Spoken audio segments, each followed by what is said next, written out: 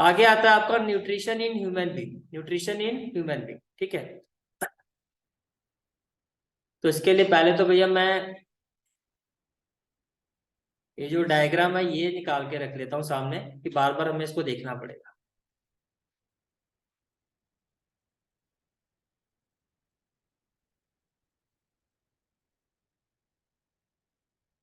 देखो क्या बताया गया आपको यहाँ पर।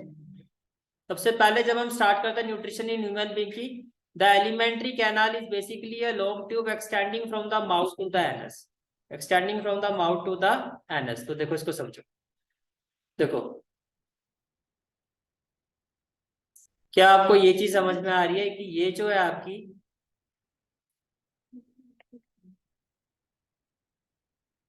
ये देखो ये सारी की सारी ये आपकी क्या है, ये एलिमेंट्री कैनाल है। ये देखो ये इस तरह से जाते हुए यहाँ पर स्मॉल इंटेस्टाइन, स्मॉल इंटेस्टाइन से कहाँ पर लार्ज इंटेस्टाइन, और फिर यहाँ से एनस। यही आपको बताया जा रहा है।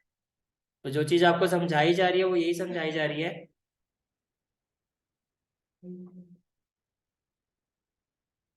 The alimentary canal is basically a long tube extending from the mouth to the anus। ये क्लियर हो गया भाई, ठीक है।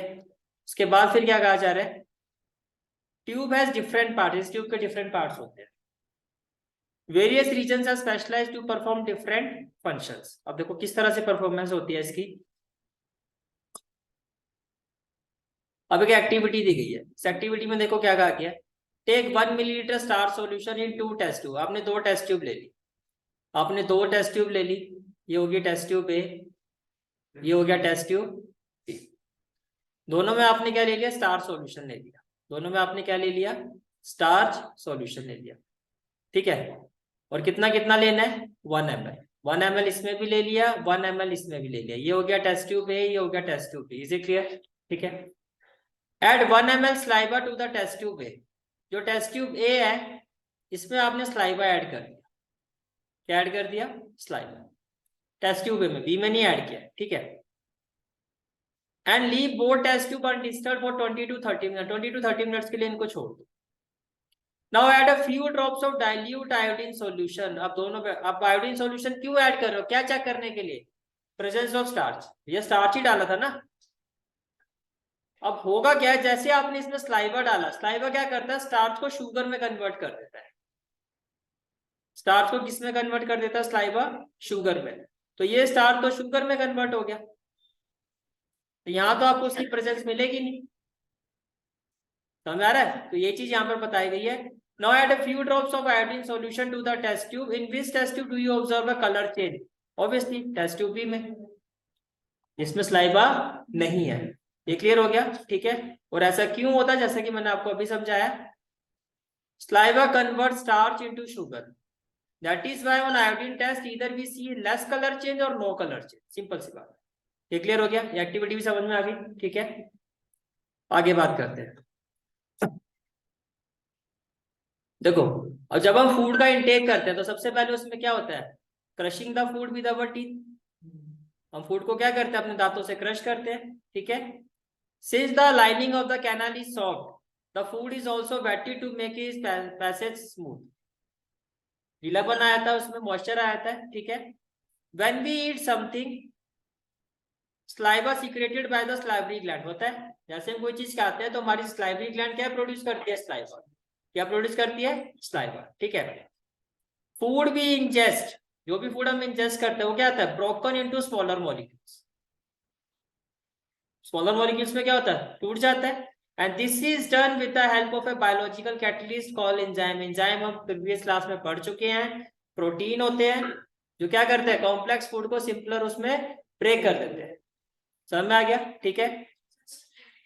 जो आपका स्लाइवा है इसमें एंजाइम होता है। Saliva contain an enzyme called salivary amylase. जो स्लाइवा होता है उसमें क्या होता है, एंजाइम होता है।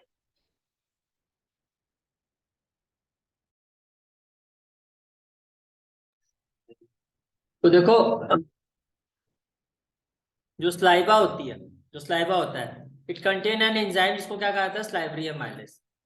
ये जो एंजाइम होता है, कौन सा एंजाइम, स्लाइवरी एमाइलेज, ये क्या करता है, it break down starch which is a complex molecule to give simple sugar. यही रीजन था वो एक्टिविटी वाला। आपने स्लाइवा को ऐड किया, स्लाइवा में क्या होता है, एंजाइम होता है, कौन सा एंजाइम होता है, स्लाइवरियम माइलेज। इसने क्या कर दिया, स्टार्च को शुगर में कन्वर्ट कर दिया, स्टार्च खत्म हो गया, शुगर में कन्वर्ट हो गया, इसलिए जब आयोडीन टेस्ट हुआ तो वहां पर उसकी प्रेजेंस आपको नहीं दिखाई। ये क्लियर हो गया यहाँ तक, ठीक है। आगे देखो,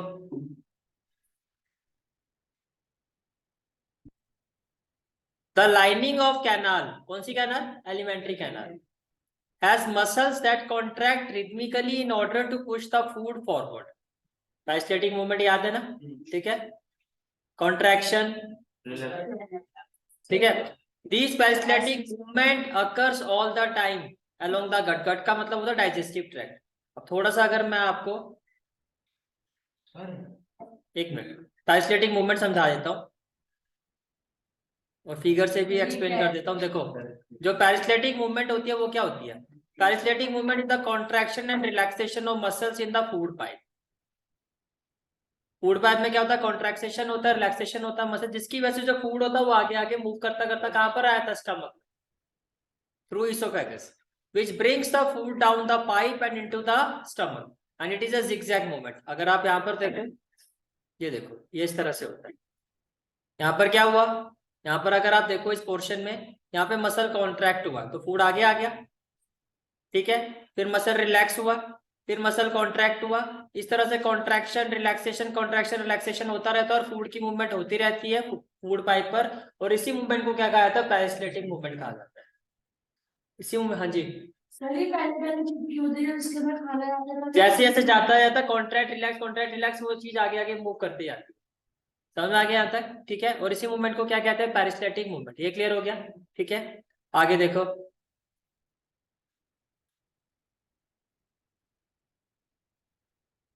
then from the mouth the food is taken to the stomach. Mouth से फूड कहां पर आया था, स्टमक पर आया था, ठीक है, थ्रू द फूड पाइप और ईसोफेगस। तो देखो, आपका जो फूड है वो कहाँ आ चुका है, वो स्टमक में आ चुका है। ये देखो,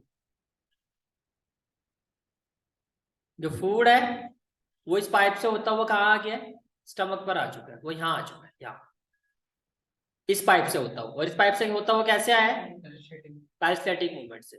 किससे आया, पेरिस्टैटिक मूवमेंट से। ये क्लियर हो गया, ठीक है। अब देखो, डाइजेशन जो स्टमक होता है उसको क्या कहता है, site of complete digestion, site of complete digestion. अब वो कैसे होता है, देखो ये समझो आप, यही सबसे इंपॉर्टेंट पार्ट है स्टमक वाला। The digestion in stomach is taken by the gastric gland present in the walls of the stomach. तो डाइजेशन जो होता है स्टमक में वो किसके थ्रू होता है, गैस्ट्रिक ग्लैंड्स के थ्रू होता है। और ये कहाँ पे प्रेजेंट होती है, in the wall of the stomach. ये जो ग्लैंड्स होते हैं क्या क्या रिलीज करती है, these glands release hydrochloric acid, ठीक है, a protein digesting enzymes called pepsin and mucus. अब एक एक करके इनके बारे में समझते हैं। देखो, जो हाइड्रोक्लोरिक एसिड होता है उसके दो फंक्शन हमने पढ़े थे, एक वो एसिडिक मीडियम प्रोवाइड करता है और हार्मफुल बैक्टीरिया को किल करता है। ये क्लियर हो गया, ठीक है। और पेप्सिन क्या करता है, पेप्सिन जो होता है एक एंजाइम होता है जो कि हमारे खाने में जो प्रोटीन होता है उसको एक हद तक क्या करता है, डाइजेस्ट करता है। और देखो, जो एसिड होता है उसकी नेचर कैसी होती है, कोरोसिव नेचर होती है। तो हमारी जो स्टमक की लाइनिंग होती है वो उसको फैक्टिड ना करे, उसको बचाने का काम किसका होता है, म्यूकस का होता है। ये समझ में आ रही सारी बातें, ठीक है। The hydrochloric acid creates an acidic medium which facilitate the action of the enzyme pepsin. ये क्लियर हो गया, ठीक है। और एसिड का दूसरा काम क्या होता है, टू किल हार्मफुल बैक्टीरिया। ये भी क्लियर हो गया, ठीक है। The mucus protects the inner lining of the stomach from the action of the acid, क्योंकि मैंने आपको बताया कि एसिड का नेचर कैसा होता है, कोरोसिव नेचर होता है, ठीक है। ये क्लियर हो गया, ठीक है। फिर नेक्स्ट पॉइंट आता है आपका, the exit of food from the stomach is regulated by the sphincter muscle. अब स्पिंस्टर मसल कहां पर होती है, मैं आपको ये भी दिखाता हूँ। देखो, ये देखो, ये वाला जो पार्ट है आपका यहाँ पर, ये जिसको मैं ब्लैक कलर से सर्कल कर रहा हूँ, ये यहाँ कहीं आपकी स्पिंस्टर मसल होती है। यहाँ से फूड जो होता है स्टमक से फिर किसमें मूव कर जाता है, स्मॉल इंटेस्टाइन। स्मॉल इंटेस्टाइन को साइट ऑफ कंप्लीट डाइजेशन कहा जाता है। मैंने आई थिंक शायद मेरे गलती से स्टमक बोल दिया। स्मॉल इंटेस्टाइन को क्या जाता है, साइट ऑफ कंप्लीट डाइजेशन। ये स्टमक से जब यहाँ पर जाएगा वो इस मसल्स के थ्रू जाएगा, स्पिंस्टर मसल के थ्रू जाएगा। आप ये देखो ना, ये जब ये इस तरह से सीधा और एक साथ नहीं जाता है। पहले तो ये समझो, ऐसे नहीं कि सारा का सारा एक साथ, धीरे धीरे जाता है लेकिन इस मसल के थ्रू मूव करता है। और कहां पर जाता है? Small intestine. स्मॉल इंटेस्टाइन को कहा जाता है साइट ऑफ कंप्लीट डाइजेशन, जहां पर खाना जब पूरी तरह से क्या होता है, डाइजेस्ट हो जाता है। ये क्लियर हो गया? ठीक है, तो देखो यही चीज आपको यहाँ बताई जा रही है। Exit of food from the stomach, पहली बात एक साथ नहीं जाएगा, धीरे धीरे जाता है। और किसके थ्रू जाता है? Sphincter muscle. MCQ, case studies, ये सारी चीजों के लिए ये एक एक पॉइंट आपको अच्छे से पता होना चाहिए। The exit of food from the stomach is regulated by the sphincter muscle which releases it in small amount. मैंने कहा ना एक साथ नहीं जाता, धीरे धीरे जाता है into the small intestine. From the stomach, the food now enter the small intestine. फिर से देखो, स्टार्टिंग से करता है। पहले आपने खाना खाया, टीथ से उसको क्रश किया, ठीक है, वेटिंग होने की वजह से उसमें मॉइस्चर भी आ गया, जिससे उसकी मूवमेंट इजी होगी। फिर क्या हुआ, जो स्लाइवरी ग्लैंड थी उन्होंने क्या रिलीज किया? स्लाइवा। स्लाइवा में स्लाइवरी एमाइलेज एंजाइम होता है, जिसने उस फूड स्टार्च को शुगर में कन्वर्ट कर दिया, यानी कॉम्प्लेक्स को सिंपलर उसमें कर दिया। फिर फूड पाइप से होता हुआ, इसोफेगस से होता हुआ, through peristaltic movement, rhythmic and contraction of muscles के थ्रू, वो आ गया आपका स्टमक में आ गया। स्टमक में गैस्ट्रिक ग्लैंड थी on the wall of the stomach. Gastric gland में क्या क्या था? हाइड्रोक्लोरिक एसिड और पेप्सिन, और क्या था? म्यूकस। जो आपका हाइड्रोक्लोरिक एसिड है वो एक एसिडिक मीडियम प्रोवाइड करता है, उसका ये काम होता है, जिससे जो आपका पेप्सिन एंजाइम्स वगैरह वो प्रॉपरली अपना एक्ट कर पाए, इफेक्टिवली काम कर पाए, ठीक है। और जो आपका पेप्सिन, पी फॉर प्रोटीन, खाने में जो प्रोटीन होता है एक हद तक उसको डाइजेस्ट कर देता है वो। म्यूकस क्या होता है? एसिड का जो नेचर होता है वो कोरोसिव होता है, तो इनर लाइनिंग ऑफ स्टमक को क्या करता है? वो प्रोटेक्ट करता है। अभी आ रहा है, वो भी आ रहा है, उस पर भी आ रहा है। वो जूस सीक्रेट करता है स्मॉल इंटेस्टाइन। यहाँ तक क्लियर हो गया? पिंस्टर मसल के थ्रू वो खाना जो है आपका, वो कहां पर आ गया? Small intestine. यहाँ तक सारी चीजें क्लियर होगी, ठीक है। चलो, अब इसमें एक इंपॉर्टेंट पॉइंट ये है आपका, this is the longest part of the alimentary canal. बोलो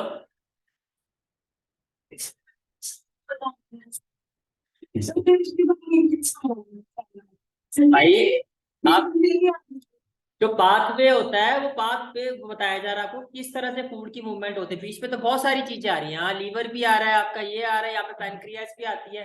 अब ये कोई ये नहीं है कि रूट, अब जैसे आप कहीं कहीं जाना होता है तो प्रॉपर, तो यही तो दिखाया जा रहा है, उन मसल्स के थ्रू इसकी मूवमेंट यहाँ पर किस तरह से आता है।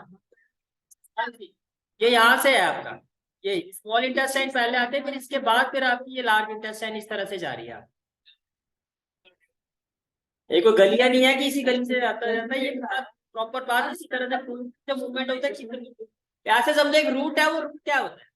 इसोफेगस, इसोफेगस से कहा क्या? स्टमक, स्टमक से स्मॉल इंटेस्टाइन, स्मॉल इंटेस्टाइन में कंप्लीट डाइजेशन ऑफ आपका वहां पर होता है, कंप्लीट डाइजेशन ऑफ फूड होता है, साइड का जाता है उसको, वहां से फिर हो जाएगा लार्ज इंटेस्टाइन में। लार्ज इंटेस्टाइन में आपको पता है बेसिकली वाटर का रीअब्जॉर्प्शन वगैरह होता है, और वेस्ट होता है वो एनएस के थ्रू एक्सक्रीट होता है। क्लियर हो गया यहाँ तक? ठीक है, आगे देखो जी।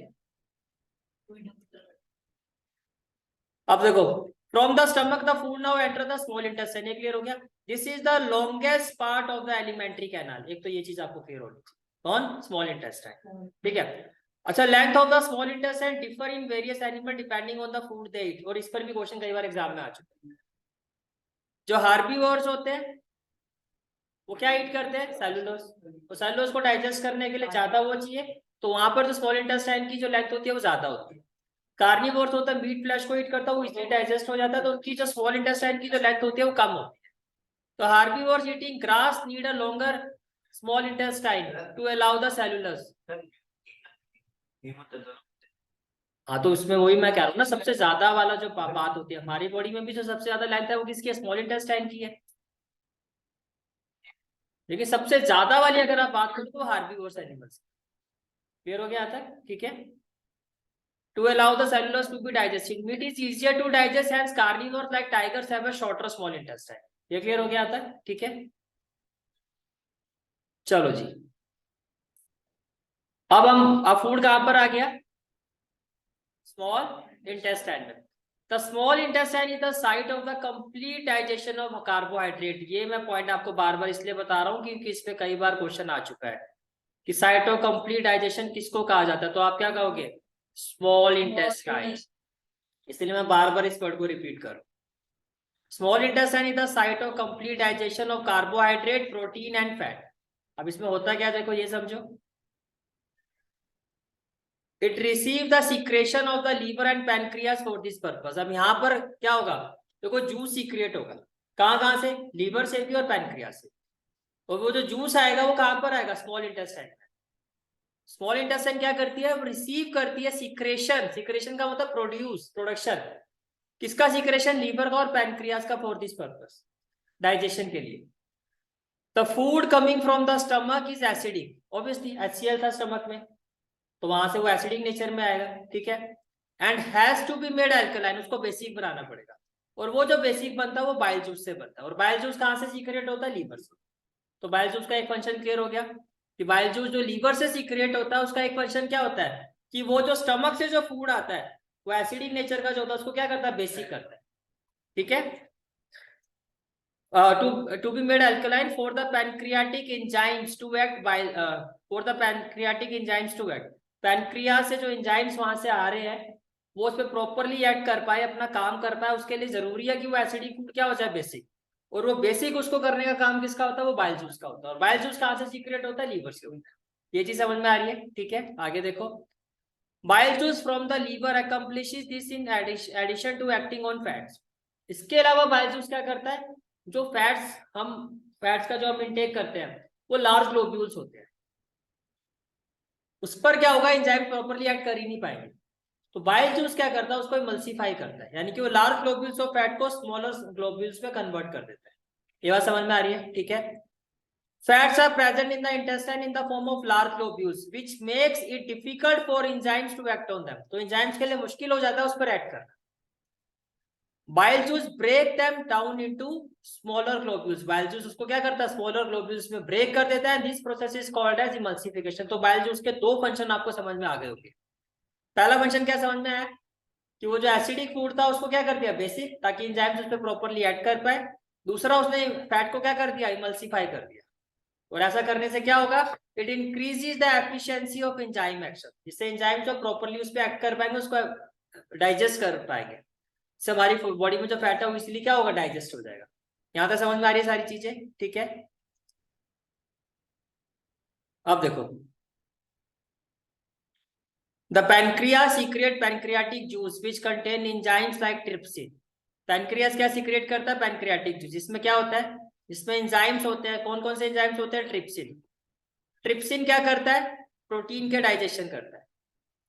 लिपेज, लिपेज क्या करता है, इमल्सिफाइड फैट को और ज्यादा क्या करता है, ब्रेक करता है, और ज्यादा तोड़ देता है, ठीक है।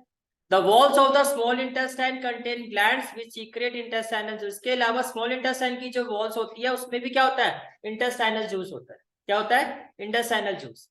The enzymes present in it finally convert the protein to amino acid। देखो, प्रोटीन को जो इंटेस्टाइनल जूस होता है या जो एंजाइम्स होता है किसमें, इंटेस्टाइनल जूस में, वो क्या करते हैं, वो प्रोटीन को कन्वर्ट कर देते हैं अमीनो एसिड में। ये क्लियर हो गया, ठीक है। कॉम्प्लेक्स कार्बोहाइड्रेट को कन्वर्ट कर देता है ग्लूकोज पे, और फैट को कन्वर्ट कर देता है फैटी एसिड और ग्लिसरॉल में। ये वो फाइनल फॉर्म होते हैं जिसपे वो क्या होता है, पूरी तरह से फूड जो होता है आपका एब्जॉर्ब होता है और डाइजेस्ट होता है। ये चीज समझ में आई। अगर मैं आपको फिगर में लेके चलूं तो देखो हुआ क्या, फूड जो है स्पिंसर मसल के थ्रू कहां पर आ गया, स्मॉल इंटेस्टाइन में आ गया।